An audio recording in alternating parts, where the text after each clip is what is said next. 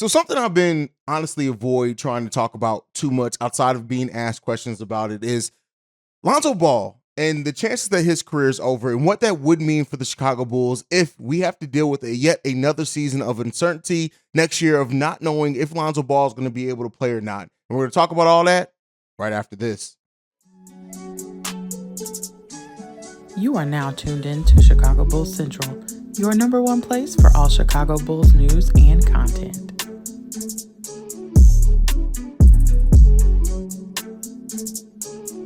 All right, Bulls fans, welcome to another episode of Chicago Bulls Central. I'm the host here, Haize. You can follow me at CEO Haize. And this is a video that I usually would have recorded for the members only tab. So you're getting a taste of the type of content that I bring over to the members only tab. So become a member of the channel. But with that being said, let's get to the topic today. And this is one that, I want to be realistic in what I talk about on the channel. I want to be fair in what's happening to the Bulls, how it affects the Chicago Bulls. One of the things I haven't really talked about heavily, right, outside of yes, that he was going to be out and the questions around it, is Lonzo Ball and the chances that his career may be over. Now, I was one of the more optimistic people at the start of this season saying, hey, there's a chance Lonzo's going to come back, even if it's a mid-season, and if he does this, this, and this.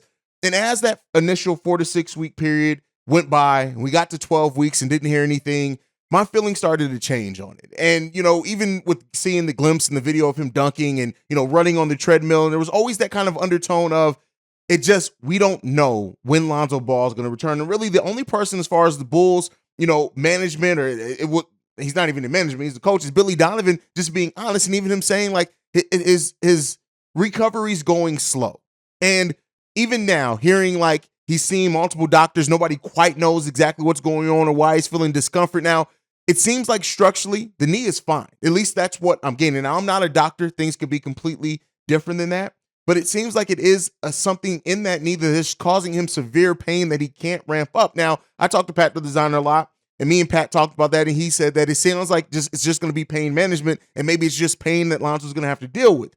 But to me, when a basketball player is out for what's going to be a year and a half because he's not returning this season, and it comes back to still not knowing anything, that's, even if it is pain managed, that has to be a pretty severe level of pain. And the one thing that's sad about all this, outside of just Lonzo's career, which is the most depressing, right? You have a 25, I think, year old kid basically who just wants to play basketball and loves playing basketball, has played basketball his whole life, and he's not able out there to affect and help his team. And watching this team struggle basically last season since he left to this season, and what Lonzo represented for the Chicago Bulls, right? Outside of just the X's and O's, and we can talk about that like being one of the best three-point shooters, the best three-point shooter in the team at that point for sure, being one of the reasons why the Bulls played a exciting brand of offense that we have all been clamoring to see again. One of the things that Lonzo was able to help cover up for the Chicago Bulls was simply his ability to cover up the fact that our half-court offense just was not that good.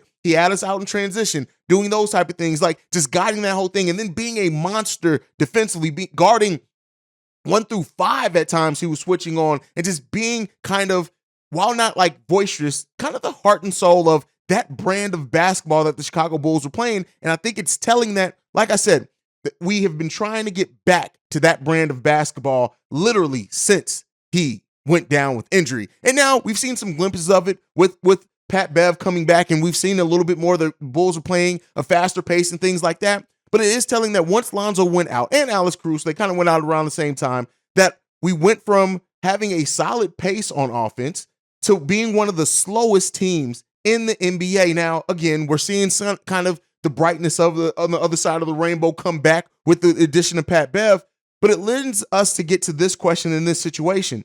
If Lonzo Ball is not ready to go by the start of next season, what does that mean for the future of? Now, there have been players, Jonathan Isaac, Kendrick Nunn. Jonathan Isaac was out the NBA for a long time. People forgot he was even a player. He's coming back and really seeming like he's back in his groove, working himself back, not necessarily exactly where he was before he left. Kendrick Nunn, another player who is really just taking the time to really get back in the rhythm of things and stuff like that. So there is some signs in regards to that area of things. But it really does all lead back to, if Lonzo's not able to go, right, what does that mean? Do the Bulls wait for the number of years that the Orlando Magic would? Keep in mind, they waited for a player that they drafted. It was a much different situation. Kendrick Nunn's been on different teams since he's like, so it really just lends us back to this. If Lonzo Ball is not ready to go at the start of the next season, where does that leave the Chicago Bulls? Now, some people will easily say, oh, just sign Pat Bev back. But when you look at the team and where they are and the number of contracts that they have and the fact that they're already over the salary cap, it's just not that easy, right? Yes, theoretically, you would love to bring a signed Pat Bev to, if he accepts a veteran minimum, or maybe a deal like Goran Dragic and Andre Drummond did, where it's about $3-4 million for a few years to end his career here in Chicago, where he's from. There is something to be said that could be a possibility. But then you're still looking at having Pat Bev, Ayo Dosunmu, for this, I'm taking into consideration that they're probably going to re-sign him, Alex Caruso, and then still Lonzo Ball's contract. And while there's nothing that I'm saying that I do not want Lonzo Ball on this team, if the Bulls have a glimmer of hope from their medical team and Lonzo's doctors that he's going to be ready to go at some point next season, then you roll the dice on that. And while some Bulls fans would want to hear, oh, well, the Bulls should just get out of that contract. And unfortunately, it's just not easy for the Chicago Bulls. Could they move Lonzo Ball's contract to another team that is willing to take and wait and maybe pay him that money that doesn't really have the aspirations? Yeah, there's a possibility of that, but what is that going to cost the Chicago Bulls? Because if a team is taking on that risk, they're going to want more than just Lonzo Ball back. They're going to want picks. And for a team that has already given up a handful of picks, but still have 5 out of the next 7 first-round picks, it just still lends, is that worth it at that point? It's more than likely, the most likely scenario in this for the Chicago Bulls is that they are just going to have to eat Lonzo Ball's contract and wait for him to come back. Now, the benefit of that is that the glimpses of what we saw in the 35 games that Lonzo Ball played for us, what we saw is more than enough to wait on, because it had the Bulls rocking and rolling. He was literally the perfect backcourt mate next to Zach LaVine. All those things are true. But that question still has to be for a team that is in compete now, not contend now. Make sure you notice that that's a difference. The team is not a contend now team, right? But they're a compete now team, meaning they are trying to get to the playoffs. They are not trying to bottom out. They don't have a bad enough roster, especially if they play better, to be towards the top 5 picks or anything like that. So it lends this to believe, like, at some point, when do the Bulls have to cut their losses with Lonzo Ball? It could be and said that, hey, let's wait on Lonzo another season. He's probably going to pick up his option that the season after next, considering the injury and things like that. And then at that point, he's an expiring contract. Then maybe if he's still not on the court in a meaningful way, the Bulls do something then. But that is still asking for us to wait a whole entire another year and season before then. At that point, it'll be 2.5 seasons, 2.5 years for Lonzo Ball. Now, again, fear-mongering is not something that I like to do here. I call you guys out in the comments for it. So that's not what I'm trying to do. I'm just trying to paint the scenario that could be a very realistic scenario, is that what if Lonzo was already a slow healer if you look at his injury history over his career. So now that we have this injury that it's no clear timeline for, and I will say this, I'm glad the Bulls stopped giving timelines, because if there's no clear timeline, stop giving us timelines like Hawkeye in game. Don't give us hope. Don't release no more videos. I don't want to see no more of him dunking. I don't want to see the next video that I see from Lonzo Ball running, jumping, dunking needs to be with a cleared to go for the start of next season. That's what I need to see tagged along with it. Can't do the ups and downs anymore. But it's such a big question, and I think that it's magnified by the Bulls salary cap situation next season. It's magnified by how they need to maneuver contracts to get what we need on this team, and we have glaring needs of this team of size, shot blocking, and shooting. Some of those in which Lonzo Ball absolutely provides is the shooting aspect of it, which would go away if he is healthy, but there's enough questions that this team needs to do. And I know the season hasn't been written yet. We don't know exactly where the Bulls are going to finish at. But like I've been saying, if you guys have been following this channel for a while, is that simply put, the Bulls have to, the work does not change that the Bulls have to do in the offseason on this roster, regardless of where the season ends.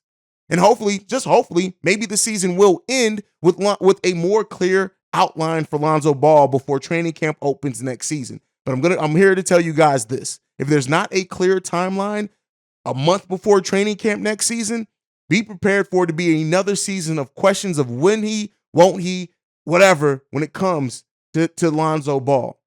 And it, like I said, it sucks. It sucks for him because he is so amazing on the floor. And last season, he really got to display what he could be as a two-way star and defensive player in this league. And keep in mind, Lonzo, over his career, has not really had a summer to just work on his game because of the injuries. And looking at how much Lonzo has improved and developed, even with dealing with heavy injuries most of the seasons of his career, Imagine what that would be if he didn't have that to deal with.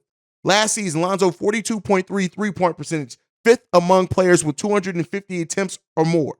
1.7 steals per game, third amongst players that played 30-plus games or more. 30-plus, I guess, covers it all. 136 defensive win shares per game. That puts him in the 94th percentile. 3.2 deflections per game puts him in the 7th percentile. Lonzo Ball, for what he did and what it was worth, brought everything that the Bulls team needed. And like I said, it's evident because we've been looking for that again since, and we have a glimmer of that now with Pat Bev. I know there's a lot of Bulls fans that came on board because they are Ball family fans, and they came on board to the Chicago Bulls. And hey, listen, it sucks for them too. It sucks for all Bulls fans because, again, to miss out on a player in a time that he's supposed to be going into his prime, and we should be talking about Lonzo Ball and his ascent to be that maybe defensive player of the year area that he should be in right now. We're having a conversation on if and when Lonzo Ball is even going to get a chance to be on a basketball court again.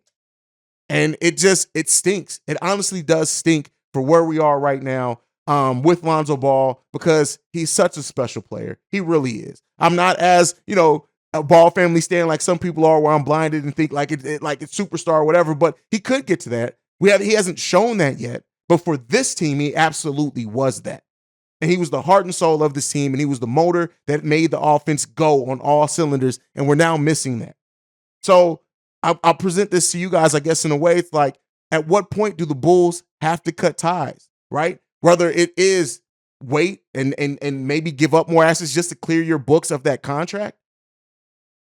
When does it get to that? Does it get by the trade deadline of next season if there's no still clear timeline? Is it in the offseason if he picks up that player option after next season? It's so many questions surrounding it. And I wish instead of asking these questions, I was talking about how amazing the Bulls look again playing with Lonzo Ball.